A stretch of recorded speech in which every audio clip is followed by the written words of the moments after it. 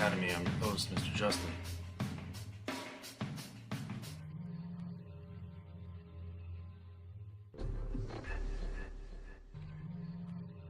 Again, listening to an old beat of mine that I made a long time ago, utilizing a drum track from Led Zeppelin and Bjork from one of her tracks from like the mid-90s.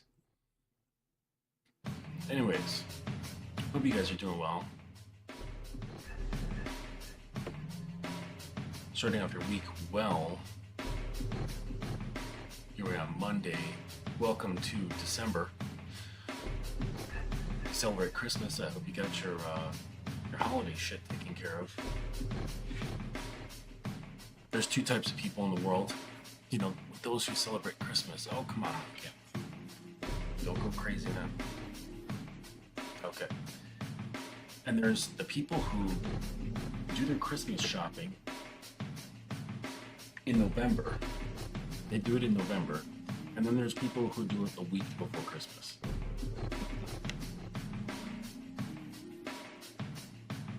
And you guessed right, I'm the type who does it in November. Yes. Yeah, so tonight's episode was inspired by a quote that my submissive had posted on her Facebook page. And I was like, wow, that's really insightful. And actually, I'll start off with reading that. How about that? I think that'll be a good launch pad McQuack. If you guys don't know what Launchpad McQuack is, you are too young. All right, so here we go. Let's read that quote. So it says, just a reminder, not every woman choosing a submissive lifestyle was conditioned to do so. Some of us grew up hyper independent. Some of us are burnt out. Some of us used to be afraid to ask for help and guidance. This has to do with our personal healing, a conscious surrender. So I hope that kind of gives us a nice little platform of understanding where we're going this evening. Yes. Don't wait until mainstream resolution and New Year, new you overhyped nonsense. Get coaching today. Absolutely. Obtain dominance over your life. Yeah. Yeah, really, I mean, like every week you should be kind of assessing things, making sure that you're kind of going in the direction that you want to go, right?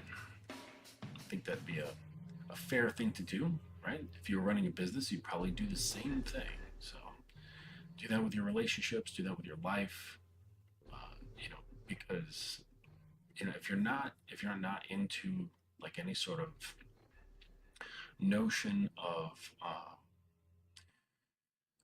management and maintenance, if you don't have a maintenance mindset where there's things in your life that you maintain, relationships might not be for you.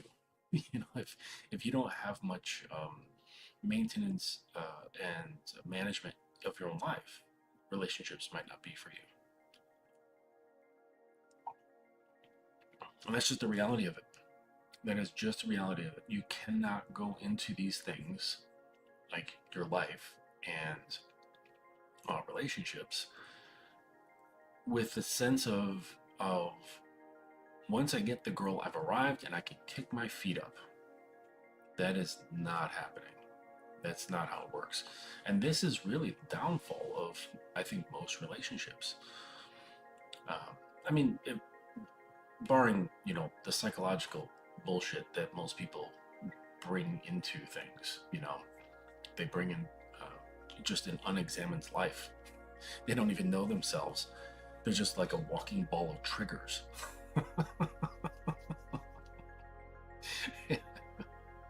And they just kind of bounce off each other, just like triggering each other. It's like those explosives. I don't know if they exist in real life, but I've seen them in movies and they submerge them in water, and they have all these like long metal rods kind of sticking out like all around them. This ball, right? Metal ball. And if something bumps into it, it depresses those spikes and it sets off the charge, and the thing explodes. And I feel like that's how people are. they're these like these what do they call them, depth charges? I don't know. But yeah, but explosives like that are sitting in the water, and that's how people are. And they just kind of come into each other's proximity and bump, man and woman. They depress that metal rod, and boom, they explode. They just keep doing this over and over in the course of their relationship. And they're like, it's your fucking fault. It's like, nah, your dad didn't pay enough of attention to you, Your mom verbally abused you. What the fuck just happened? What the hell just happened to my camera? It's just like jumped. Like the massive zoom. Let's see here. Yeah, I don't know what the hell just happened there.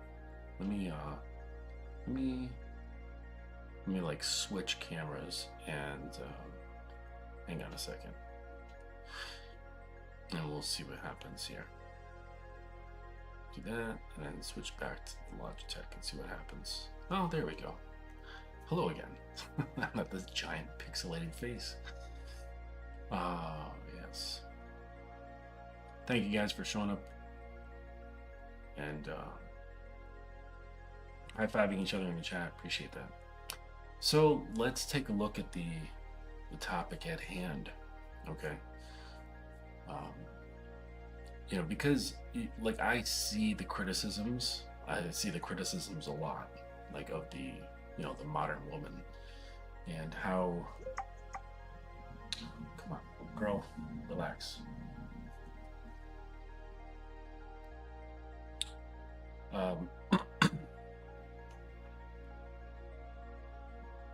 Okay, shush.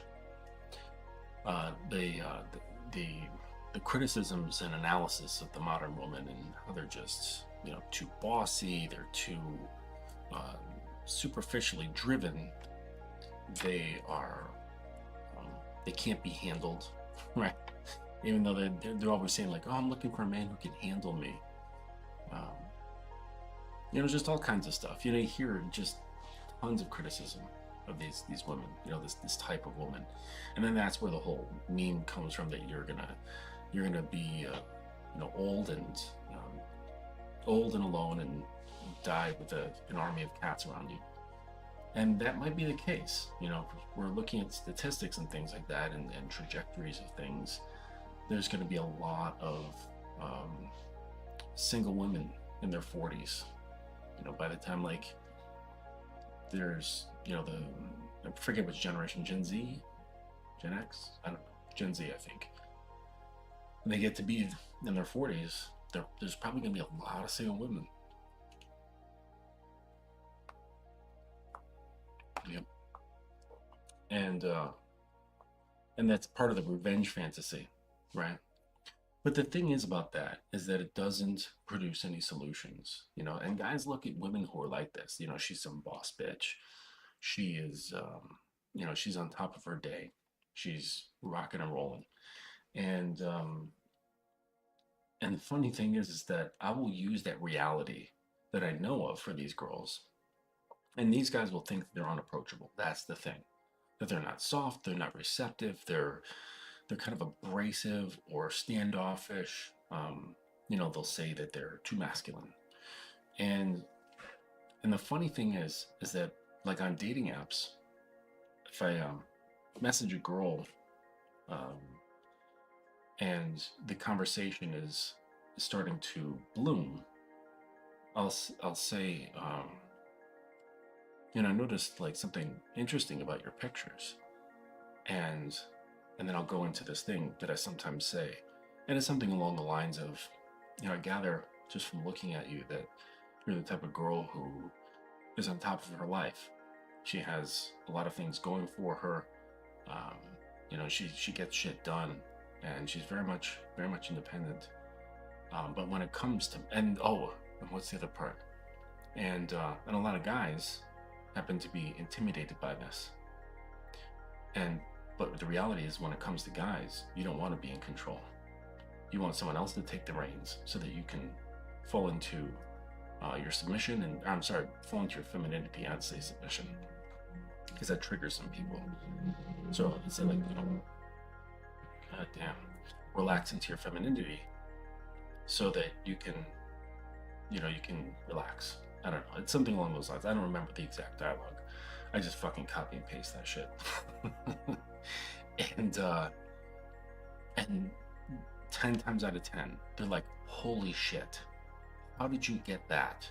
Just by looking at a couple of pictures of me. And the funny thing is that women are so solipsistic. I mean, that's like, it's like solipsistic. It's not real solipsism, but that they just automatically think of just themselves. And she wasn't realizing that, like, I basically just described a massive demographic of women that feel the same way. But since she's only able to think of herself, then she's like, oh my gosh, like, he's a mind reader just from looking at pictures. Oh my stars. And then she's like, automatically just seeing me as somebody who's, powerful and insightful and things like that. And then that's a very fast way to bring the guard down, right? Of basically someone who sees through everything and what she really wants. And, I've not experienced a girl who read that and said, that sounds like a crock of bullshit. Not once. So, and that's just a side note here. That solipsism thing is really funny. Really funny. And I'll tell you a story of something happened earlier today with my sub, and we were chatting just for a little bit, and I was teasing her. I love teasing her mind and making her squirm. And I was recalling a story. Oh, what was it? Oh, we were talking about outfits, right? She'd show me a picture of like this girl wearing an outfit, and she's like, "Oh, this outfit looks like something you would enjoy." And I said, "Yeah, but I like a pleated skirt, not the tight ones, And she's like, "Oh yeah, I can pick out a skirt, a blouse, we can wear one day." And I said, "Yes, and panties are not allowed." And then I said, I recalled the story, and I said, I did this, I did this while in a restaurant. I said we had a fairly large corner booth, and it was fairly dim. The table was round and was the entire booth. So here I'm starting to paint a picture in her mind, but I'm just recalling an event that happened to me a few years ago. And I said the table was round, we had the entire booth. I told her to remove her panties and then hand them to me. So not excuse herself and go to the bathroom and bring them back to me, like right here at the table, take them off, right? And then hand them to me. And then I pulled her next to me and slid my hand under the back of her skirt. And she lifted up slightly so that I could insert my middle and my ring finger into her pussy. And then I proceeded to massage the inside of her wall by slowly moving my fingers about. And then I said, needless to say, she was very, very wet. When it was time to go, I handed her panties back to her and said she better wipe up her mess. So because the seats were leather. And so I had her take her panties and clean wipe up the wetness off of the leather seats and then put them back on. So that's so pathetic, right? Thinking she would kind of on the outside with me, sort of criticizing or analyzing the girl's behavior from the story. And she said, yes, Daddy, and then she said, and I was like, and then I just kind of pushed it a little more as shameful, putting on panties covered in her own mess. And I said, but don't be envious. That's embarrassing, because I know she was being envious. Thinking, because I've already painted the picture, what the experience was like, and what was happening, and there was tension involved and things like that. And I said, and I know she was feeling envious, and I said, but don't be envious, that's embarrassing. um, and uh, and then she comes in and says, then when we get home, my lord, will you punish her? And I was thinking, I was like, wait, what? Oh, she didn't, like, either she just didn't realize I was telling the story about somebody else, or she just automatically inserted herself. But either way, she inserted herself. And then I called her on, I said, but of course my moon inserted herself, even though I was talking about a different slut. And she admits that, how embarrassing it was. And then of course I like drove in and, kind of put pressure on that open, that open gate. And of course, at the end of it, she's super embarrassed and jealous too. It's so bad. She'll just go to sleep and doesn't have to think about that silly mistake. And then I pushed more and I said I would rather sit on my cock and cry about it, while explaining why she's so jealous. So, that's just an example of a show that I was gonna do, basically about using your voice to command, like, yeah, just basically using your voice as commanding, as leadership, as propagating thoughts and feelings, such that you will basically, I don't know, turn her into a marionette, basically. Um, and then she said, no, she'll stay silent, my lord, too embarrassed to say anything. And I said, oh, come now. This girl knows she'll follow commands. She'll be instructed to tell me about her jealousy while she bounces on my cock. Like, again, just like pushing it, like broken record almost. But anyways, so, but that's an example of the solipsism, okay? Now, solipsism, if you're curious, let's see what that actually is, because I know, but I don't know the actual definition. So let's look at that really quick. So it's a philosophical concept. So in philosophy, it's the view or theory that the self is all that can be known to exist. So essentially, to you, like I could say, like, Atarius is here. I could say, Atarius, to you, you're the only mind that is existing. That is known to exist. All these other minds, you don't know that we exist. Everything, all of us, could be just complete figments of your imagination. Your brain could be sitting in a vat right now with a bunch of electrodes into it, like pumping this reality into you. And my mind could be the same exact thing. I could be the only mind. And everything else is just an illusion, a very, very good illusion. But that's what solipsism is. And so, but socially speaking, it's just the quality being very self-centered and putting everything that happens through a filter of yourself. And that's what girls do, like very much so. So that was just an example. That's why I told you the texting story, and how you can use that to your advantage. Both in the opener that I was talking about, with mentioning the oh, you seem like this independent girl who's on top of her shit, and she intimidates guys, but she really wants to let go of control, fall into her femininity, blah blah blah. Like, that's, and of course, because of the solipsism, she's like, oh my, like, he's really, really smart. I mean, I am smart, but like, I'm not mystical. Well, maybe I'm a little mystical. You can tell me. Hey there, kitten. Good to see you. I was telling this story. I'm sure your cheeks are red. I made you jealous, about the girl that I was playing with in the restaurant, and you thought the story was about you or just some random fantasy.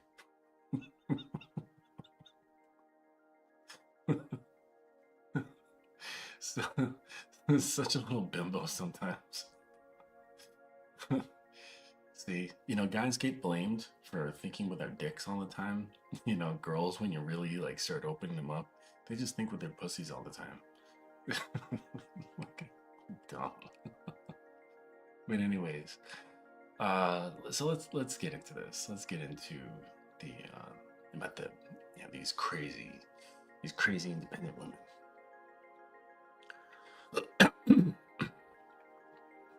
So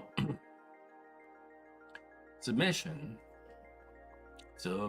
has always been misunderstood, especially by the modern woman who's spent years convincing herself she doesn't need anyone. And I don't say this with judgment. I say it with the realism of a man who has coached enough women to see the same pattern play out again and again and again. She isn't independent because she wants to be.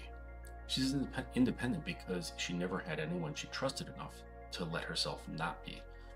Not to mention the layers and layers of years of conditioning to support her becoming very independent. The burnt out independent woman is not a different species. She's just tired of carrying responsibility that was never meant to be hers alone. And the moment she meets a man with real leadership, she doesn't crumble, she exhales. And that exhale is the beginning of her healing. Because submission for a woman isn't about losing power. It's about dropping tension. It's about letting go of the masculine armor she had built just to survive. And the crazy thing, the world praises her for that armor. She's applauded for being tough, for being capable, for being a fighter. Oh, I've got some great notes in here. Okay, yeah, we'll hop on that afterwards. So, for being a fighter, she rarely gets applauded for being soft, for being receptive, for being trusting. And that praise imbalance is where the burnout starts. She's rewarded for the very traits that drain her and punished for the traits that would actually restore her. And just as a side note, that's actually the same thing happens to guys, right? We get applauded for the things that drain us, that weaken us, that don't ground us, and we get chastised for the characteristics that actually make us stronger and more dependable and attractive. Well, I don't, but I know a lot of guys complain about that. That's why submission, real, the kind offered to a grounded man, feels like a homecoming. Most independent women don't even know how exhausted they are. They call it ambition, they call it discipline, they call it, I'm just used to doing everything myself. But the body keeps receipts. Shoulders are always a little raised. Sleep is always a little broken. Emotional reactivity just under the surface. And when you ask her to relax, she can't. The nervous system isn't wired for it anymore. She's been in fight or flight for so long that peace feels foreign. This is where submission enters, not as kink, not as role play, but as a nervous system reset, a rewiring, a recalibration of energy. Because a woman in submission doesn't have to make decisions. She doesn't have to think 10 steps ahead. She doesn't have to strategize. She gets to be present. She gets to be in her body. She gets to follow rather than lead. And that shift alone can undo years of psychological tension. I've watched women break down in tears the first time a man truly leads them. Not because they're weak, but because someone finally took the weight off their shoulders. Submission is the moment her inner dialogue stops screaming. It's the moment her nervous system realizes it's safe. But let's be honest. Most women don't trust easily. And especially not the independent ones. They're not guarded because they're difficult. They're guarded because they've been disappointed. They've been hurt. A woman becomes fiercely independent only after too many moments where she had no one to rely on. And it starts all the way back, oftentimes, when she's a little girl or a teenager. So when a man steps in and says, follow me, she wants to. She really does. Like, her core is singing this. But she needs proof. Not poetic promises, not soft words. Proof in the form of consistency, direction, and emotional steadiness.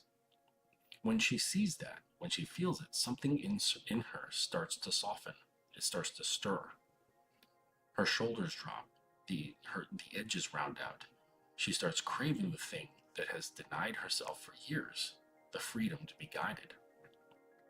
Healing for a woman isn't just self-care routines or therapy worksheets.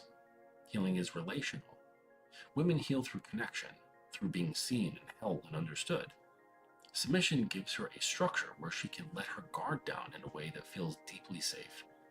And safety is what unlocks all the parts of her that she hides from the world. Her tenderness, her longing, the desire to be cared for, her hunger for masculine containment, her yearning to follow a man she respects. These aren't flaws. These are the oldest instincts of the feminine. When she submits, she doesn't turn into someone new. She returns to someone ancient. And here's the part most men miss. Submission isn't something you take from a woman. It's something she gives when she feels aligned with the man in front of her. The burnt-out woman doesn't need a man to dominate her. She needs a man who is self-possessed enough that she naturally relaxes around him.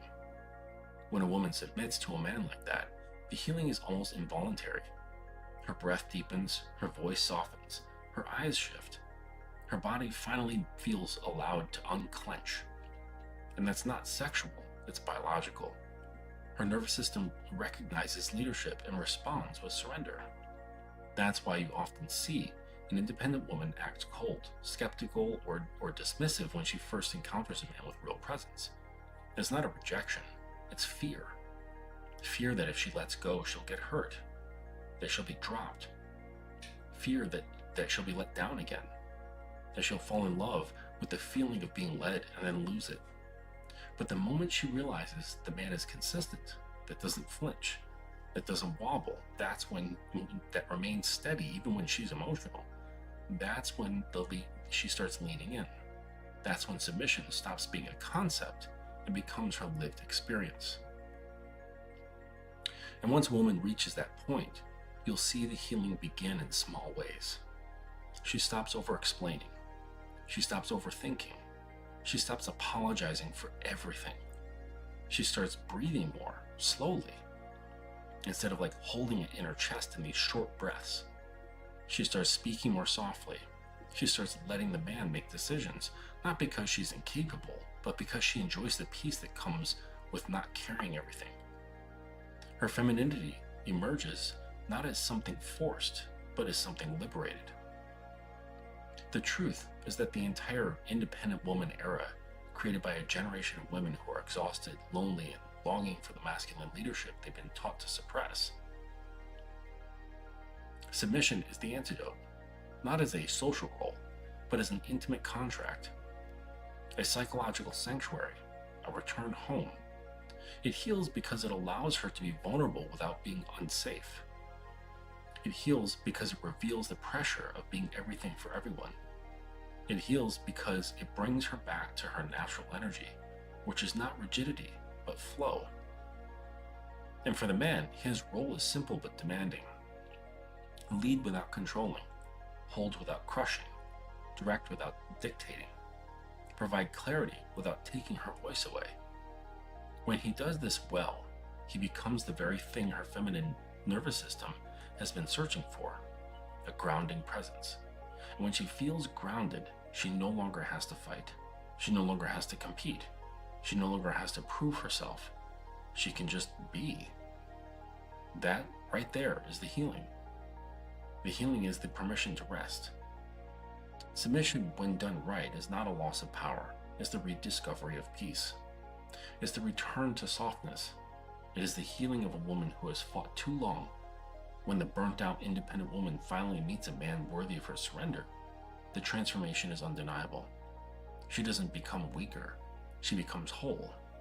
And the truth, the most part there that people never talk about, is that all along, she wasn't looking for independence. She was looking for a man she could trust with her dependence. Not because she wants to be helpless, but because she wants to be held. And once she finds that and trusts it, submission becomes not just healing, it becomes her natural state. And this is why, yes, absolutely, Eugene. That's all this is. That's all it is, from top to bottom, is a thing about trust. That's all it is. And this is why when I hear guys, in the red pill spaces and the manosphere spaces talking about, female nature, they never mention anything of what I just talked about, which tells me that either they're either purposely omitting it to gain views, or they've never experienced it before, or they don't even know that it exists. So it's one of those three, and all of them are bad. Well, it's not bad to not know something. So if they don't know, then that's fine. You can't burn somebody for being ignorant, but you can burn somebody for being ignorant and not finding out. So shame on them if they just said, "Oh, I don't know. I didn't know that's part of a female's nature," or they'll be like, "Oh, I think that's fake and performative." And a lot of times in the beginning, it is, because the performance feels real. It like dances on the line of really falling in. Like you can they can kind of pretend. They can play house. Like some people, they play house. They play house with submission, and they're like, oh, I can be like this, and it's fun and it feels good, but I'm still in control. I'm still in control of that feel good, and that's not submission. Like submission it's a big deal, right? Which is why you can't rush it, because it's really letting go. It's letting go of a lot of stuff, and there's been years, sometimes decades worth of forming hooks, and these hooks help them feel grounded and safe. But it's those very hooks that cause weight. It causes anxiety. It causes it doesn't bring about any sort of peace. It can make one feel very very competent, and that's great and all, but it doesn't bring about peace. The anxiety doesn't go away. So I have these. I was making some notes here about the same sort of concept. So I mentioned wanting to let go. Let me just move this stuff. And so they want to let go, but they're trained and conditioned over a long period of time that letting go equals danger. Danger equals pain, or on an existential level, that means death. And boy, we could roll into that shit. Basically the I don't know, symbolic and not so symbolic little death that happens when a woman submits. There's a certain death of herself that happens, and the same thing happens with Dom. There's a certain death that happens, the death of the ego, but it's a version of the self that doesn't really work well with a dynamic.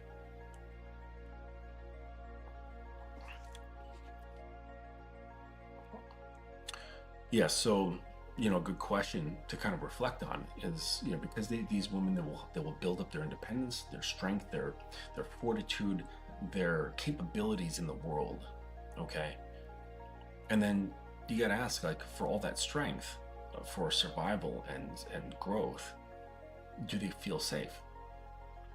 Probably not. That's my guess. That's my educated and experienced guess, that the answer is no. That despite having all of these certain things and so on going on, that they're still feeling unsafe. It doesn't do the job that the presence of a man does. It can suffice, but the problem is that it doesn't go deep. It doesn't drop deep, like, into them. Okay? And so it can bring about a lot of strength, but the strength does not bring peace. Capability doesn't bring peace. And underneath all that is a lot of, like, seeking of relief.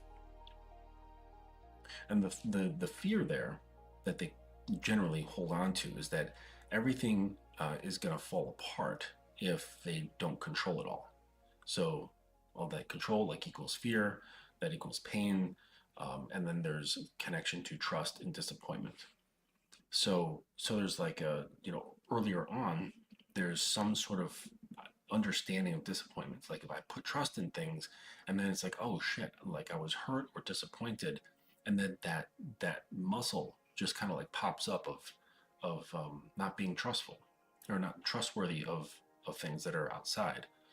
And they're like, okay, that causes pain. So I'm going to kind of shore myself up emotionally. And then create this like system of scanning and awareness for things that I can be afraid of. And this ultimately makes it a little bit more difficult for men, right? Because, a decent guy can come through and, or even more than decent, and she would have those sensors are built. They're maintained, they're in full function mode to be looking for things to be afraid of, because that could equal pain. That could equal disappointment. And then so she's going to reach for control, right? And try to control many different vectors.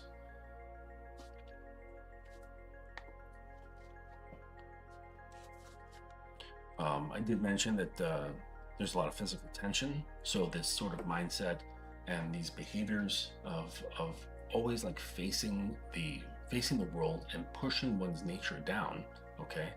Because anytime that we are separated from our nature, that causes tension within us. Right? We're not living true to our own existence. And so for like a girl who never has any space to, like, let's say she goes to work, but after work she doesn't have any sort of person in her life where she can kind of take off that uniform or that costume that she was wearing and just be herself, then she's just always kind of in that mode or a version of it and never gets to escape. And so that tension of just always being in that mode, it will show up in the body, right? And it will show up in, the spine being out of alignment, okay? Organs not performing the way they should. It'll show up in the skin. It'll show up like in the breath. It'll show up in, like a whole number of things, because stress, it makes its way into our body and it'll land somewhere, okay? Classic one is like ulcers, things like that. Making one's hair go gray sooner than it should, or getting thin or falling out. Like there's a lot of, there's a reason why men who have like worked like a lot with like strenuous jobs, they're all fucking bald. Like they have that ring of hair around here, and then the top of their head is just like super shiny, smooth, bald head. And stress does this, okay? And to think that that's not also happening to women, right? And but it is, right? There's a lot of girls out there who, they get implants, they wear wigs, extensions, and things like that. And sure, sometimes these might be fashion pieces, but I think it's also to compensate for what's happening to them due to stresses, And that's not to say that I think that women should not engage with the world. I believe in free will, so if a woman wants to do this or that, fine, okay? But I think it's important that either she has a personal practice where she can release and do things to mitigate the stresses that are happening that she's typically not built for, or she has a man in her life that will facilitate her release of these sort of things, and that's just part of the consequences for those sort of choices. And sometimes it's not a choice. Sometimes that's what just a woman has to do. She's like a single mother and she's got a couple of kids. Like, what? She can't just like hang out at home, and like knit socks. She has to work. That's just the reality of it. So, but like the flip side of this, I have here written that like are men afraid to lead? And yes, they are. And unfortunately, they're still waiting for the choosing signals. That's the funny part. guys are very much still waiting for choosing signals. They're waiting for choosing signals on like what seemingly is like every level, right? Every vector, they are waiting for choosing signals, like whether to show interest with my eyes, to smile, to talk to her, um, you know, uh, to have sex or to do certain things in the bedroom, all the way up to something like submission. They're and like taking the lead. They're looking for signals from the woman constantly, and then the women that they're looking at, are probably some sort of variant of the girl that we're talking here. In the thing that I just read, where she's tough, she's independent, she's on top of her shit, and the guys, they won't admit it, but it's intimidating, right? Like the opposite of being inviting is intimidating. So they're saying, and the guys won't admit that. They'll just be like, no, you're just not inviting. Yeah, aka intimidating. Like, someone who's not approachable is intimidating. Okay, it doesn't mean that there's, I mean, because there's different types of intimidation. So you could see like a very famous musician, right, and feel intimidated to like walk up to them and introduce yourself. Okay, there's no like real danger there. And then there's intimidation of like, I'm afraid to interact with that person because they might kill me. Like that's also intimidation. So yes, guys are intimidated by this sort of thing because they're not showing up in a way that's most easy for them. But that just says that they're afraid to lead, right? Because one doesn't say, okay, I'm willing to lead when someone's willing to follow me. Like that's not that's a conditional. If you're a leader, then you don't wait for someone to move first before you. Makes sense, right? Once you start following me, then I'll lead. Once you start following me, one, I will lead two. Okay. And a lot of guys think like that. A lot of guys. No, you just lead. And whoever is, willing to follow you, then they are. If no one's willing to follow you, you keep leading, because it starts with leading yourself, obviously. And that shouldn't matter whether someone is following you or not. That shouldn't change anything that you do. Anything. Okay. Except when you start taking on some responsibility for that person. Okay. But that's the only change. But as far as like, the core structure of it, and your beliefs and values and things like that, like that's not going to change. Okay. And so with that fear of leadership, what really is kind of going on there? Like, what are they afraid of? Okay. So they're afraid if I do it wrong, things will fall apart, or others will get upset, or others will get harmed. And it's pretty much like the same wound as women, but just inversed. The women are like holding on to control and for fear of things falling apart. And the guys they're not reaching for control because they're afraid of things falling apart. Kind of strange the way things are like, very much yin yang, just like that, but these are the patterns all around us. And so they're both like kind of like looking for safety in order to embody their roles. Something in here that I recognize is that women tend to be over-functioning and men tend to be under-functioning. We're capable of so much. We're so capable of taking on a lot. But a lot of dudes, they just kind of like sit back. They kind of veer away from responsibility. And I'd say even more so now than ever, because they're looking at it in terms of like, well, what's in it for me?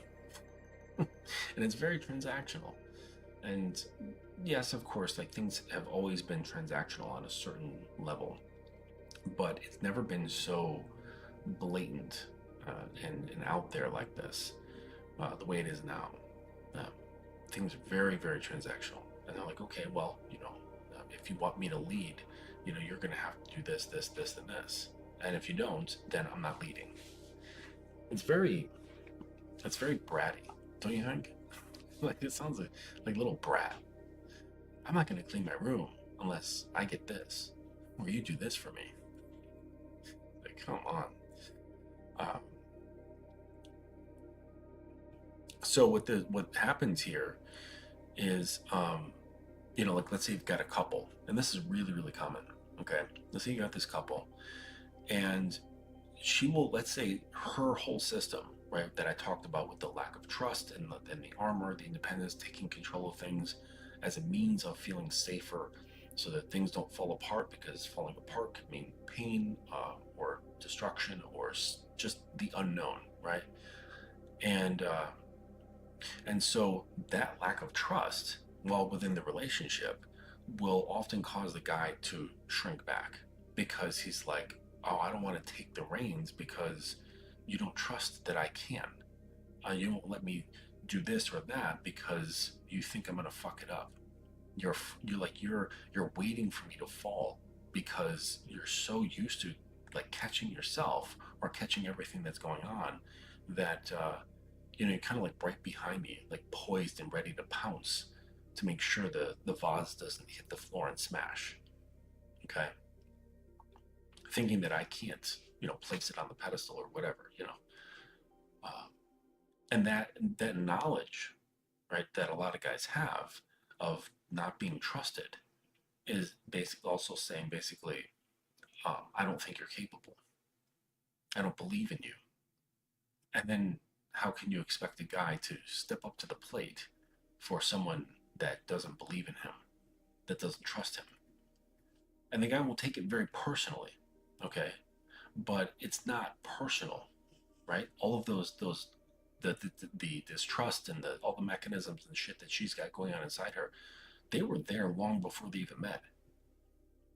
And but they're just still functioning. It was like those machines were developed when she was like 8 years old, something like that, and they just kept building, getting more complex or maintained well, and they just kind of like the machine just stayed as she went into her teens or 20s or 30s, whatever. And so he sees that and feels it, and it's very like disenchanting. And he's like, well, shit, she doesn't believe in me, so I'm going to shrink back. Basically saying, okay, hey, you want control? You can have control. It's all yours, honey.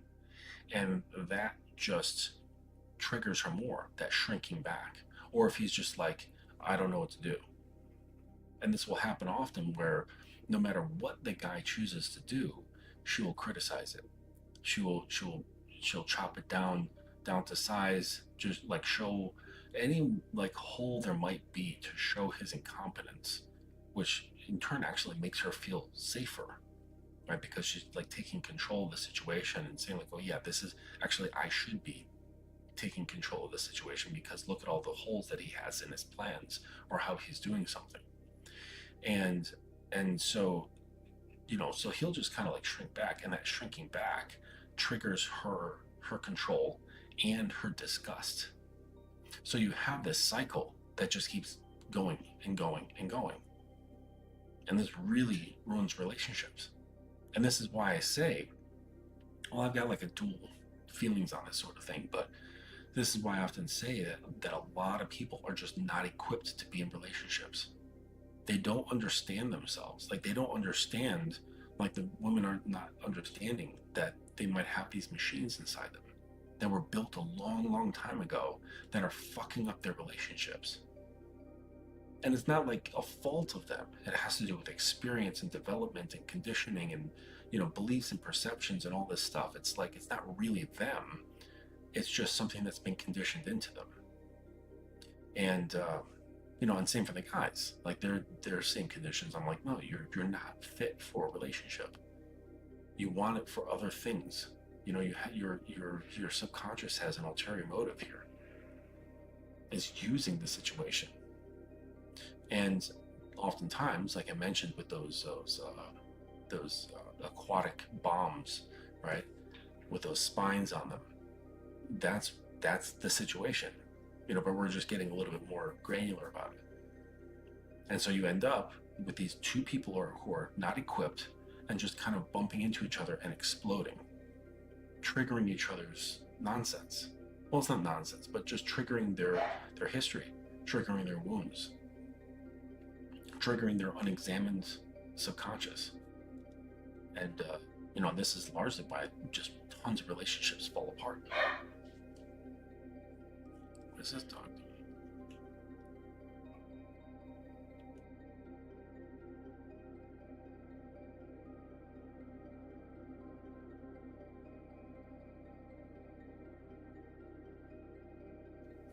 I don't know why he's barking.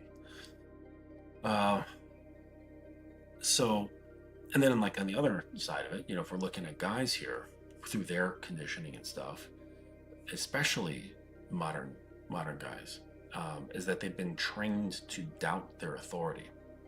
They've been trained to doubt their competence, and then this just makes them weaker and less trustworthy, and then triggers the woman. So it's just this ongoing bullshit, right? Ongoing bullshit.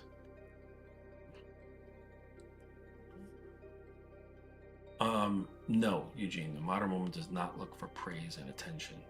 Well, her feminine core does, but just saying like, oh, you're doing such a good job and you look great, and like, tell me what you did today, like, that isn't really it. That's not what I was getting at all. Not at all. You're gonna have to rewind and listen again.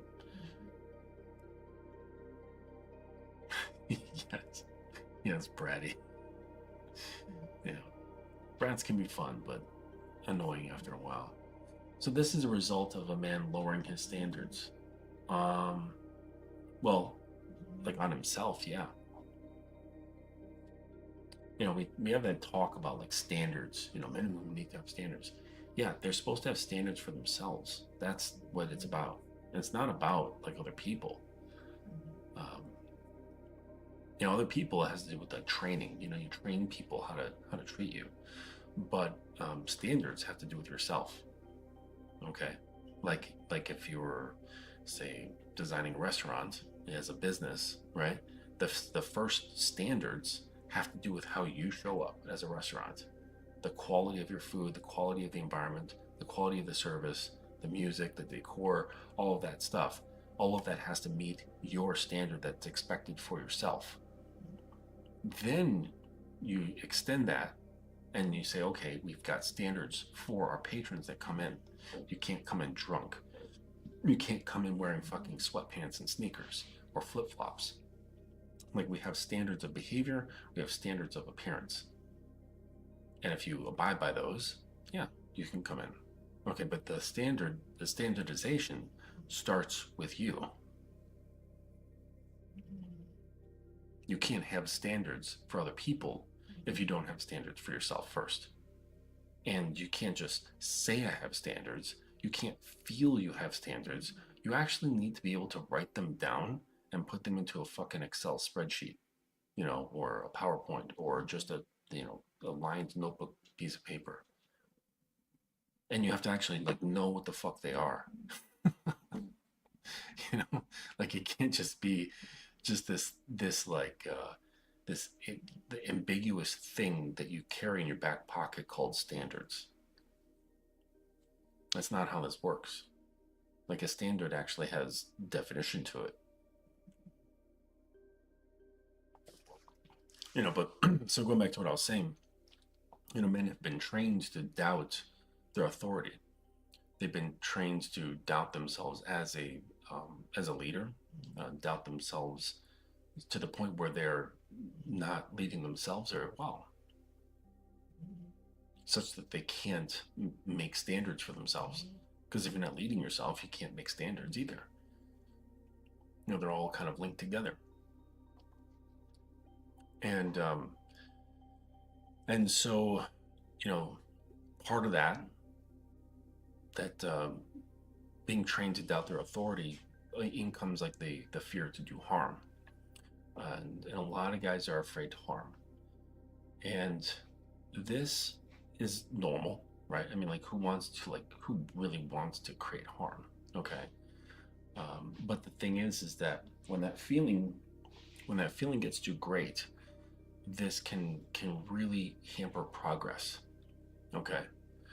Because there's things that I've said, things that I've commanded, things that I have addressed, where it did not feel good to the girl.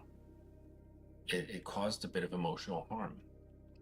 It was not in her best interest in the short run, because it made her upset, but it was in her best interest in the long run. And like, that's an example of leadership. That's part of it. It's saying, I know this is good for you in the longer arc. You're not going to like it right now. Notice if I said, like, no, you're no longer allowed to eat sugar. Like, the little girl, she's going to stamp her feet and pout. She likes her candy every once in a while. It's like, no, because in the long run, it's better for you. Because you're not going to eat candy anymore. You can suck dick instead. I mean, that's better candy anyways. But yeah, so they're afraid to cause harm.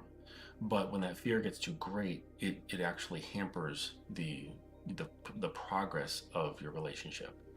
And you really can't be afraid. You can't be afraid to express authority, direction, leadership, and things like that. And you can't be afraid of the fallout or possible blowback. Like, whatever it is, and the ultimate reaction to that is like, I really don't like that so much that I'm going to leave. And you say, okay, put up your hands. Okay, you have free will. Okay, you've always had free will from the moment I met you. You can be here as long as you want. And the moment you don't like my leadership and how I'm doing it, you are free to go. And you have to have that resolve. You have to have that resolve within yourself to be very much 100%, like 110% okay with all of that. And because that, if you're not, again, that's another form of being afraid to cause harm. Like, I'm not gonna say this because that might hurt her feelings. But it's the truth, isn't it? A girl always has free will. My son could leave tomorrow. She could leave right now. Right in this moment. She can say, goodbye, Daddy. She doesn't even need to say goodbye. She could just vanish. And I might go, what the fuck? Where'd she go? But that's the reality of it. And you have to be okay with that. That's why I think I don't know.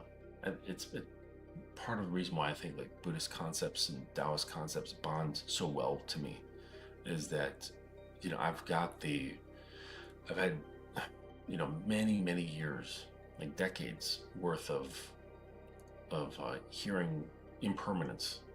There's that phrase, impermanence, and everything is impermanent. Everything is a state of transience. So you're never really holding on to anything. You're never really possessing anything.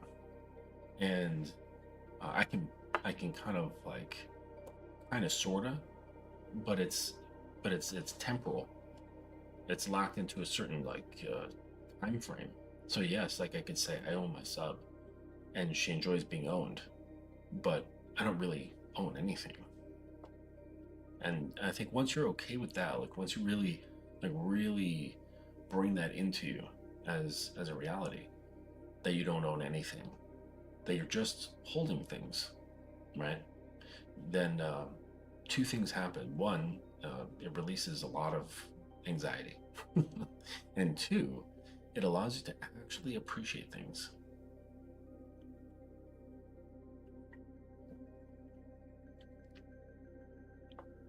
I think it's like a healthier version of saying, She's not yours, bro. It's just your turn. So fucking crazy, those things. But you could flip it into a more of a Buddhist concept of just having, you know, peaceful non-attachment. But it's like when the red pillars say that you can taste the bitterness on the words. It's not true, just genuine letting go. It's letting go with bitterness. She's not yours, bro. It's just your turn.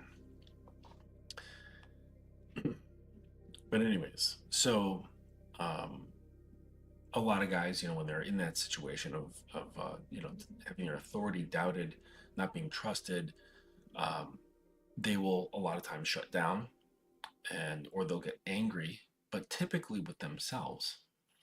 And then inside there becomes this like internal tug of war between what they think they should do and then what they're afraid to do. And the thing is that when he's doubting what he's supposed to do, it erodes the woman's trust. And then the woman's response that she has from that is confirmation that he's not good enough. Isn't that funny? So he doubts what he's supposed to do. She feels that doubt. That becomes a confirmation of what she believes, and he's not good enough, which then makes him doubt himself even more, right? And then it erodes the trust, and then it's confirmation, and it just goes round and round. It's a really, really, really terrible thing, okay? And then that causes the woman to reach for control. But every time a woman controls her way to safety, she only reinforces the story that she's not safe. And I think this is something that a lot of girls need to really understand. They need to suck on those words for a little bit. That every time a woman controls her way to safety, she only reinforces the story that she's not safe.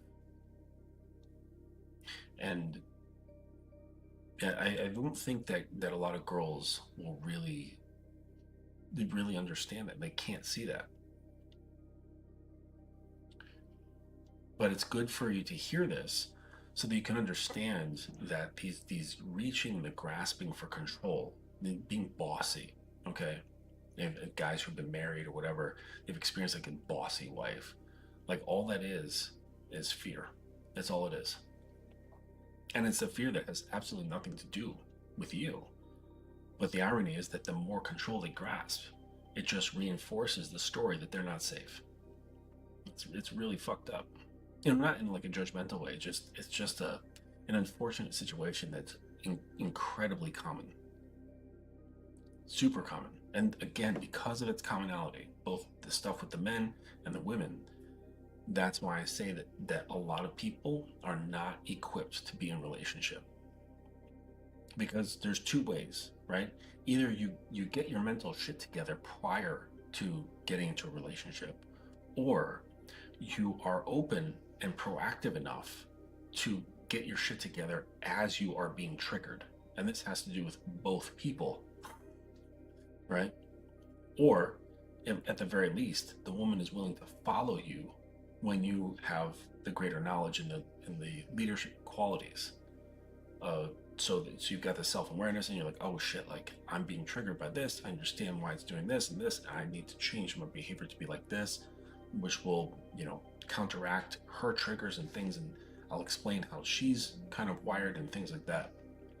And she needs to be open to hearing that sort of thing, but you have to be that raw with your own ego and to be able to teach from it, to lead from it, so that you're basically saying to yourself and to her, I'm not afraid of the fucking goblins that I see, or as Jordan Peterson's, all the snakes and spiders. Well, he just says snakes, but I like to think in spiders.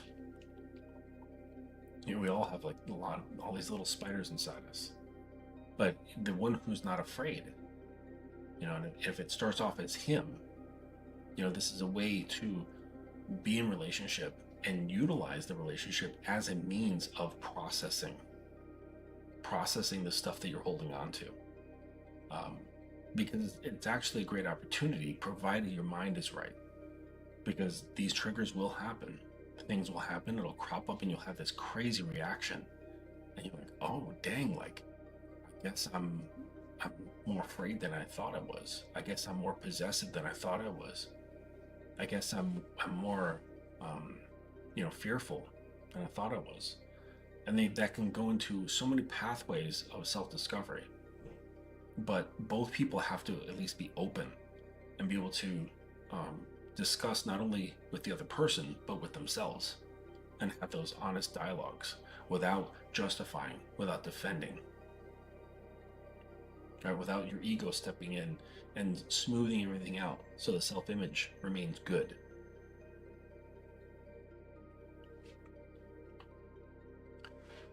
Like I said, which when you do this, what happens is your sense of self, which is, parts of it are largely based on those painful narratives and so on, that becomes thinner.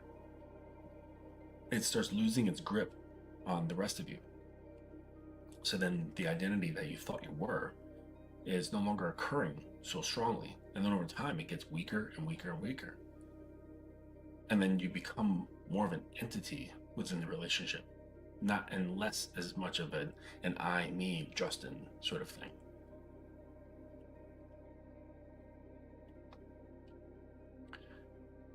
And, because I do think that there's a great deal of selflessness at the, the highest levels of relationship. A great deal and it's not like I'm going to be selfless and give all these things and be really super accommodating and all that stuff. That's not what I mean. I just mean a dissolving of the ego. So that manufactured I is no longer really driving very much.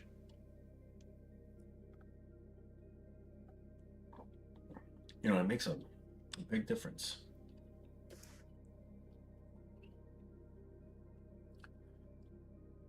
And so, if you think that men are supposed to be leaders, then he's the one who needs to step across the barrier into self-trust. He's got to be the one who does it first, right? Because the woman's got the same problem. It just shows up differently, and it's been formulated for different reasons. So she also has a problem with trust, okay, with self-trust, and he's got a problem with self-trust. So if you think men are leaders, then it makes sense that he is the one who starts the path. He's the one who steps across the threshold first to say, okay, I'm going to start trusting myself. I'm not going to reject myself. I'm going to start creating the standard for myself, which will then create the standard for the relationship, which then becomes, listen, here in this relationship, we trust ourselves. We trust there's no self-rejection. We don't like self-doubt isn't part of the the bylaws. All right. But that of course has to start with you as the man, to then set the precedent and then make that basically law. That self-doubt, self-rejection, self-trust. Well, self-doubt and self-rejection are not allowed. And self-trust is propagated. It's promoted. Because we hear about the woman trusting the man, and so on. That is actually her trusting herself to give in, right? Because as good as you are, as smooth as you are, as confident as you are, as trustworthy as you think you are, when it comes to someone trusting you, almost all the effort is on their part. Like I can't, if a girl is like holding on to something tightly, and I'm just like, let it go. I'll catch it in my hands, I promise. And I can show her that I can catch things in my hands 10,000 times. It's still, at the end of the day, up to her to open her hand. I can prove that I'm trustworthy. I can prove that I've got quick hands and that I've held many things. I've held many things in these hands. Sometimes big, round, squishy things. But that's not going to convince her, okay? Because that process is a relationship conversation that she's having with herself. I'm sorry, an emotional conversation that she's having with herself. Of her releasing her grip. And your consistency certainly helps a little bit, but it's not going to be the deciding factor. The deciding factor is something that she has to do within herself. And in order to get there, there's so many layers. There's so many layers. Like, this is one of those times when, I wish my girl was like on camera with me and she could explain more of what that's like. Because I know it exists, but I don't know the experience of it. I don't know what that's like. And it would be great to hear a woman's perspective on just the processing and what that feels like of letting go and trusting oneself to trust. It's incredibly interesting to me.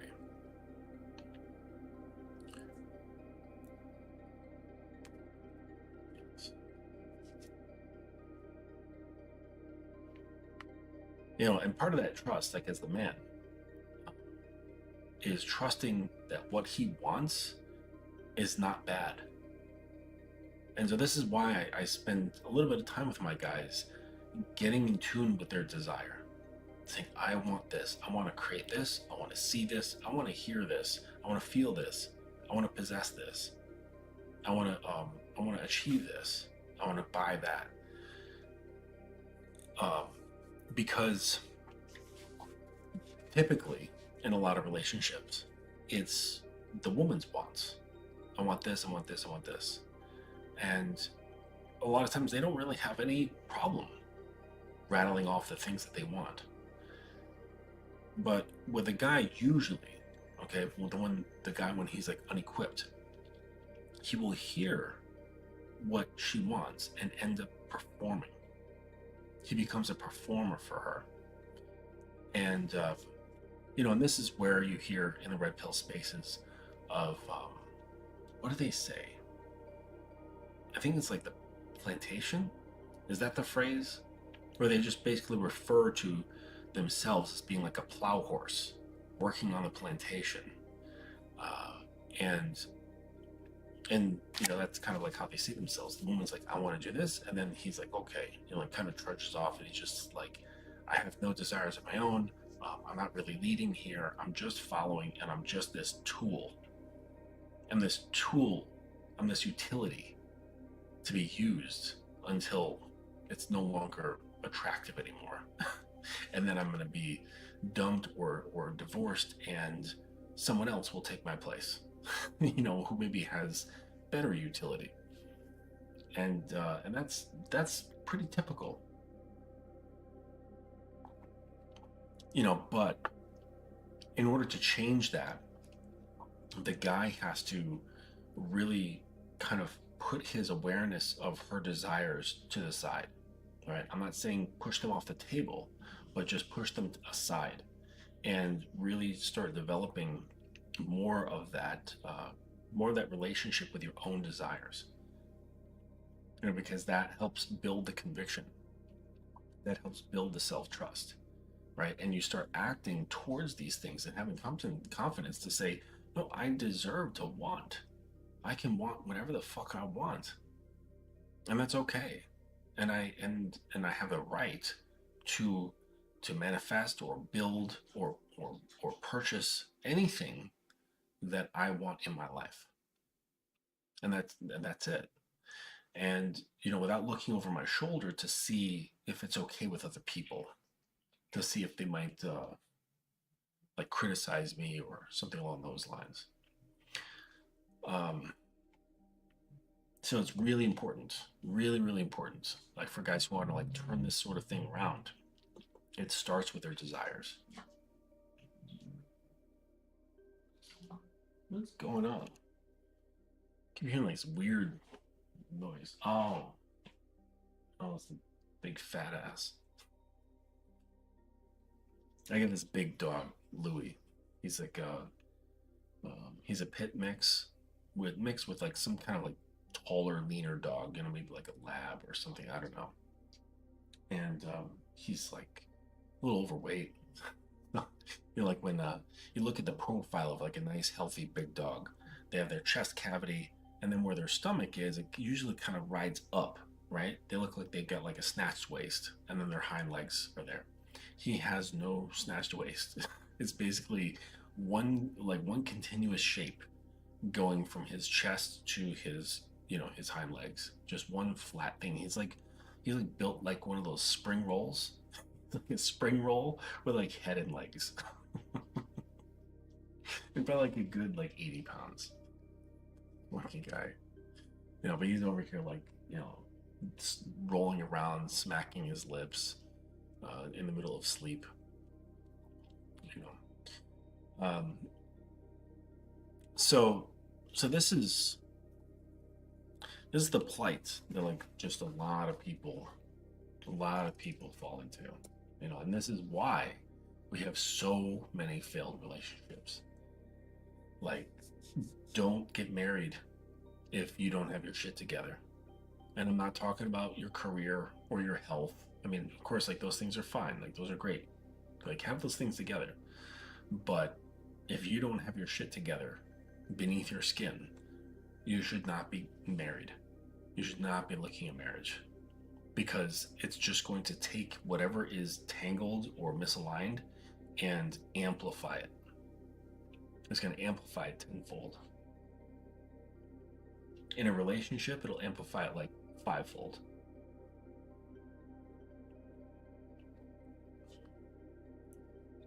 Yep. Mm-hmm. So I'm just checking the chat if anything kind of came through. Uncle Guns, thank you for posting my links. Oh yes, so everything on the website is on a discount. So actually, no, I didn't discount the call packages because like whatever. Because the things that move the most is my studentship, is becoming a student, and the tutorials. Those two things move the most on my website. So I figured, people don't go for the call packages very much, so I will just leave those alone. But the tutorials and becoming a student have all been reduced pretty drastically, in my opinion. So head on over to the website, check out the tutorial section and the landing page, and you can scroll down and see how I've changed the price. This is going to continue on until just after Christmas. So December 26th, that's when everything's going to switch back to its original. And so I would say, if you want to give yourself a good Christmas present, drop in and become a student or pick up a bunch of tutorials. Much better than buying yourself alcohol or some overpriced shirt or whatever. Like literally for like a 12-pack of beer, you can get like, I don't know, maybe 3 or 4 of my tutorials. So consider that, where you're going to be investing your money and your time. Instead of doom scrolling and learning nothing, you can pick up the entire library of tutorials and give yourself, a lot of hours worth of information that you can utilize when you're, sitting on the toilet. So instead of doom scrolling on the toilet until your foot goes numb, you could be listening to one of my tutorials. And make things better. Instead of just wasting your time and wasting your attention, you can be utilizing your time and your attention. Okay? Because your time and attention is incredibly valuable. So it's like, where are you spending it?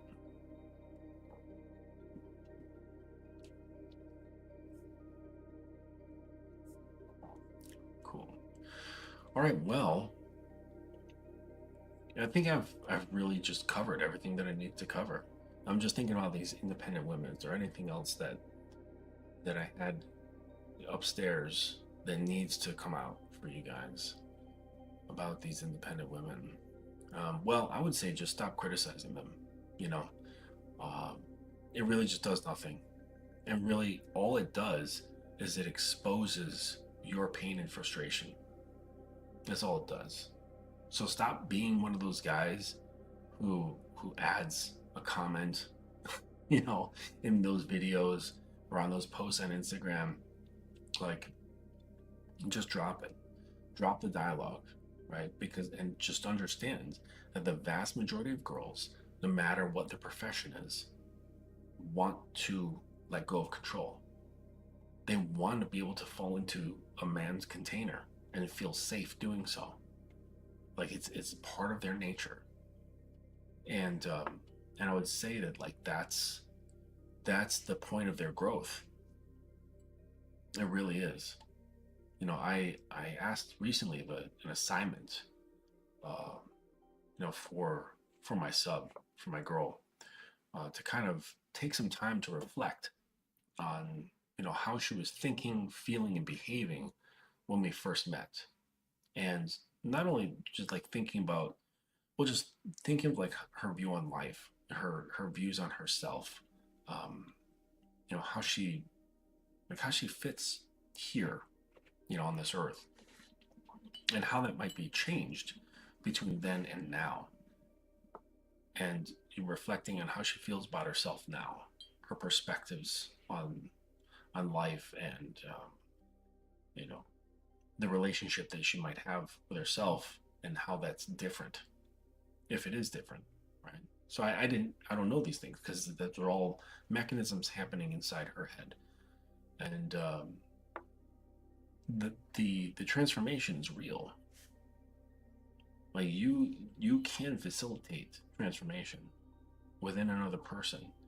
And I wouldn't say do this for the connection, okay? You don't want to necessarily do that. You don't want to do anything for the sake of women. Like, that's just a very fruitless activity. Yeah.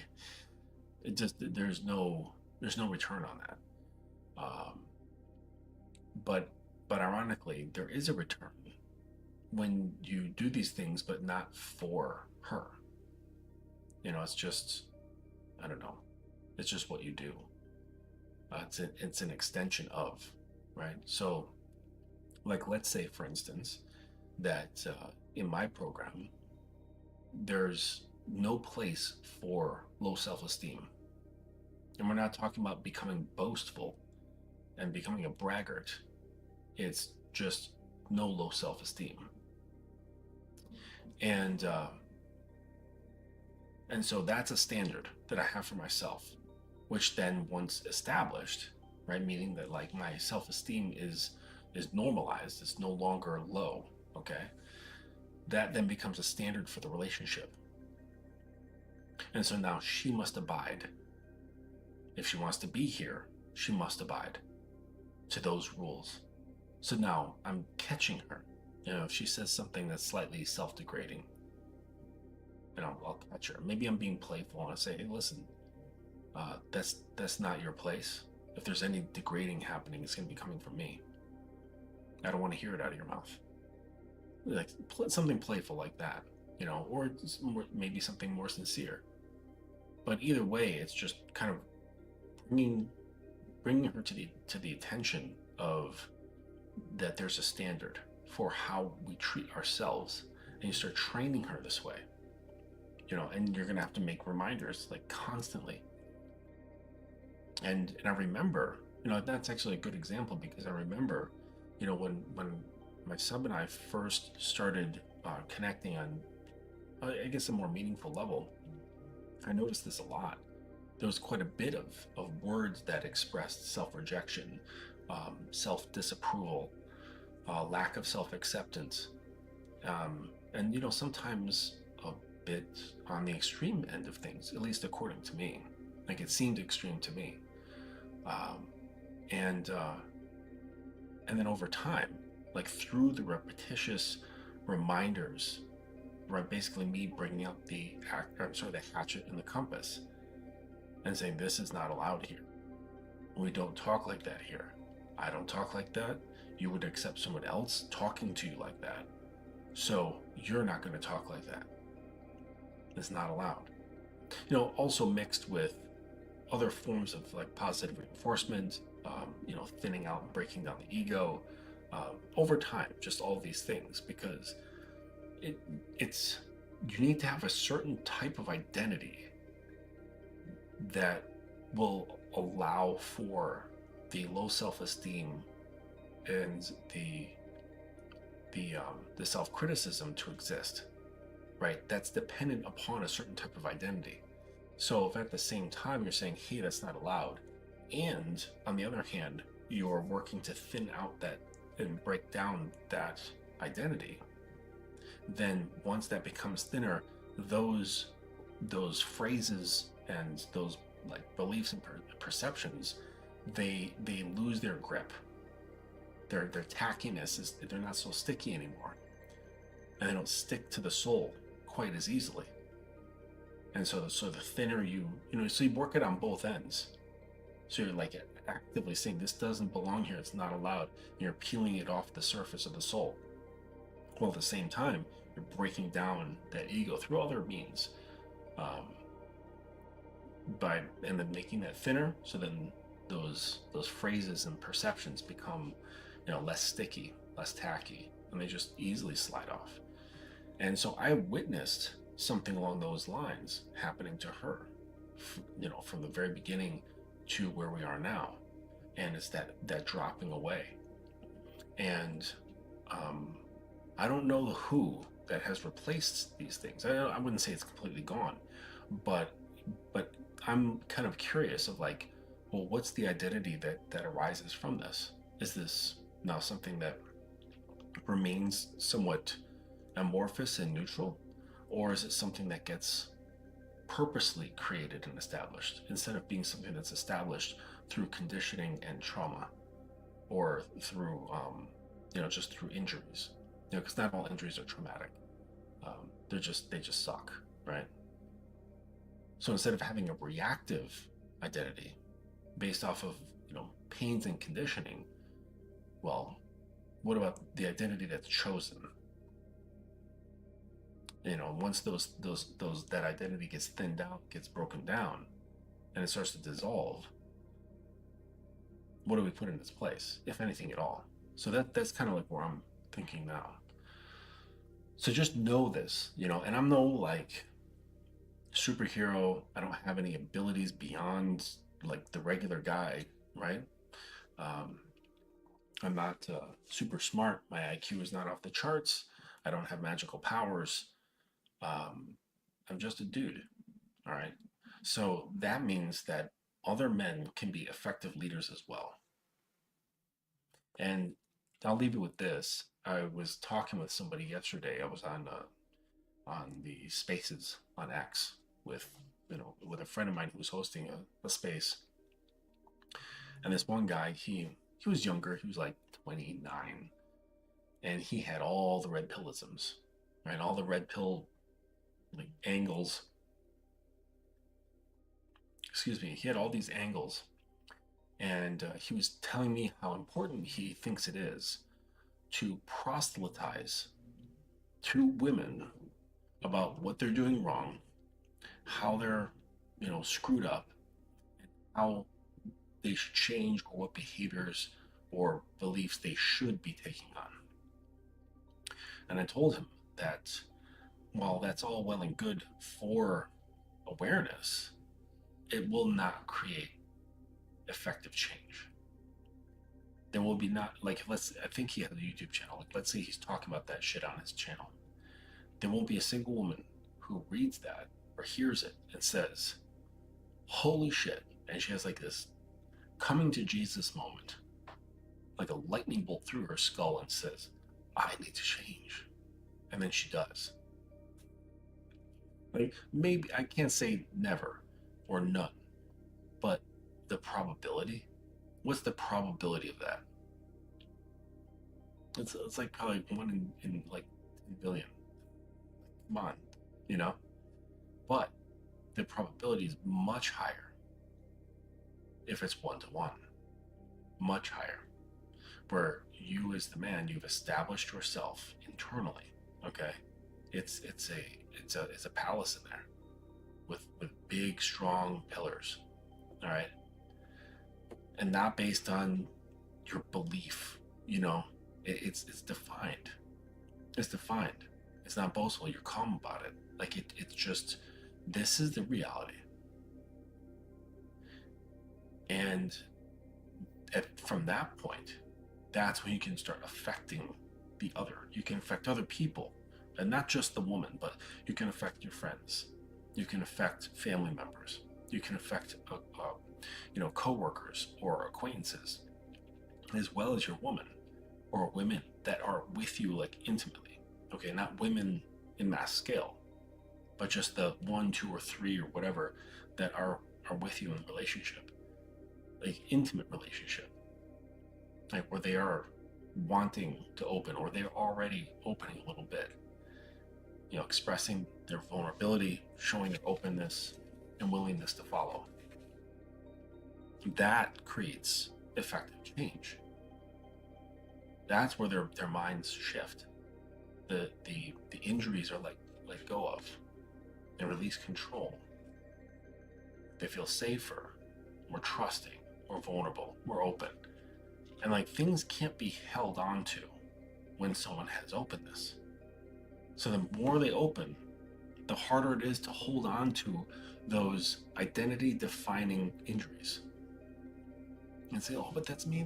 Oh, honey, just let it float off like a little balloon. You don't need it anymore. You don't need to define yourself by those things anymore. You have me. But seriously, like, you do. It's not necessary. Okay, I mean, unless you want to hold on to them. Here, let me grab those before they float off. Here, you want to hold on to them longer? Okay, here you go. Hold on to your balloons. You can let go at any time you want, whenever you're comfortable. This balloon says fear. This balloon says pain. This balloon says doubt. Right? You can hold on to them as long as you want.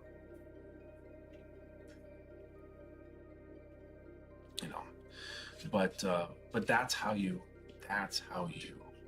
create effective change in other people. Because I don't care if you're the best public speaker in the world, it's not going to be permanent. It's not.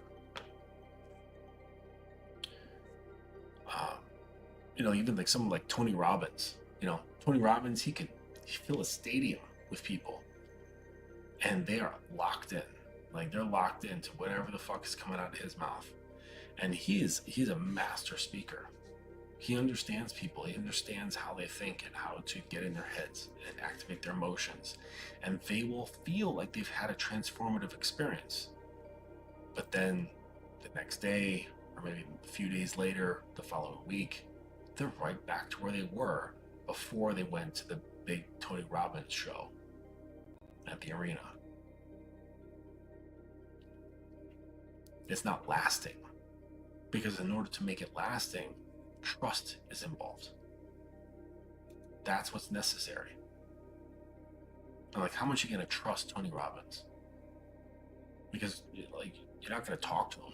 You're just going to go home after an hour and a half with your wallet a little bit lighter. Maybe that's why the soul feels lighter.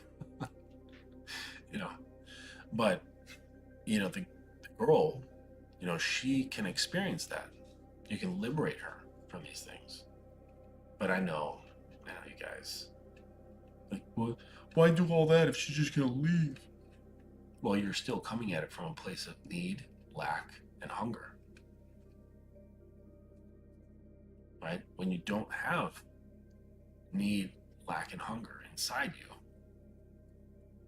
your cup is full with self, and you don't require anything from her. You don't require anything from the woman. I mean, unless you want kids, then you require her uterus. But beyond that, what do you require of her? But a lot of guys, because they have that neediness, the hunger, the self-doubt that causes the holes that need somebody else there to kind of verify, to confirm that they matter, that's when it becomes detrimental if she leaves. And then that's when what you put in becomes transactional. Well, if I put in, how am I going to know if she's going to stay? How am I going to know if I'm going to get anything back from it? How am I going to know if she's going to love me? How do I know if she's going to respect me? Who gives a fuck? Why do you need her respect? I'm not saying I'm condoning her disrespect, but to need it, to need anything, right? I mean, aside from like food, air, water, whatever, but needing something from someone, even if it's respect, like that puts you at a severe disadvantage. But it also exposes you. More importantly, it exposes you. It exposes that there's something off, that there's a misalignment there. There's something missing that should be there. Okay? Because chances are, if you need that thing, that's something that you lack from yourself. Guaranteed that if there's somebody who has like a very strong belief that that he needs respect from a woman, guaranteed if I look at his life and talk to him for a little while, I will find a lack of respect for himself. Guaranteed. I need her affection and her attention. Guaranteed. If I spend enough time, I'll find that lack of attention and affection that he has for himself. And when you got your shit straightened out, you don't need her for anything. And that's when your container that I talk about becomes very fortified. That's when she can pour in, and she can become more and more liquid, rather than like some Newtonian solid. There's slime. I remember when I was a kid, Ghostbusters were big. A lot of Ghostbuster toys, and you can get like this little container with like green slime. It was really fun to play with. It felt messy, but it was never messy, like actually messy.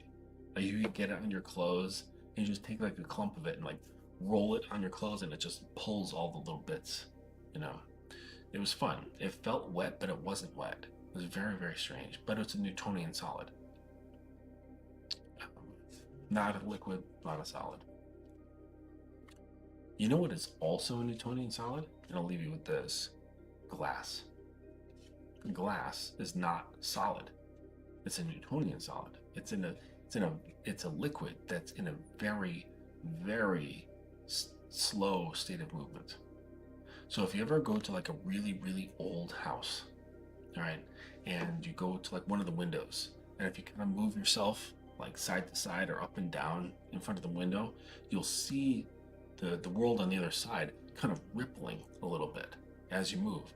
And that's because if you were to take that glass and turn it this way, and then take some calipers and measure the thickness at the top of that pane, and then measure the thickness at the bottom of that pane, it'll be thicker on the bottom, because the glass is like just, however, so slowly the molecules are just settling lower and lower and lower.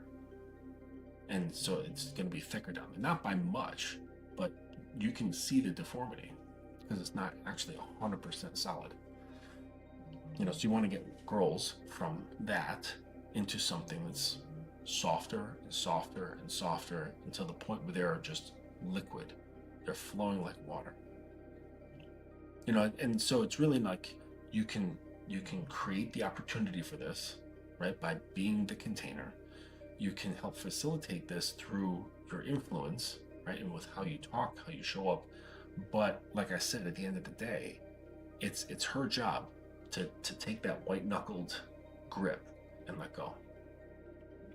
I can do all the right things, all the best things, as knowledgeable as I am about these topics. At the end of the day, she needs to let go. Right? But I'm in no rush. Take your time. You can hold on to your balloons for as long as you want. You want some popcorn? A little soft drink? Yeah? Want some cotton candy? While you stand there with your balloons? Okay. Okay, you can do that. You know. Then I'll like kind of go, you bored yet? Just standing there with your little balloons? You bored yet? Okay. All right. So I'm going to wrap this together. I hope that was insightful for you. I hope it was helpful. Go back and take notes if you need to. And again, holidays are coming up.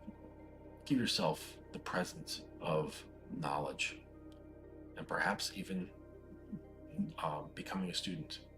Go onto the website, follow the links, check out the tutorials, book your free consultation, and let's get talking.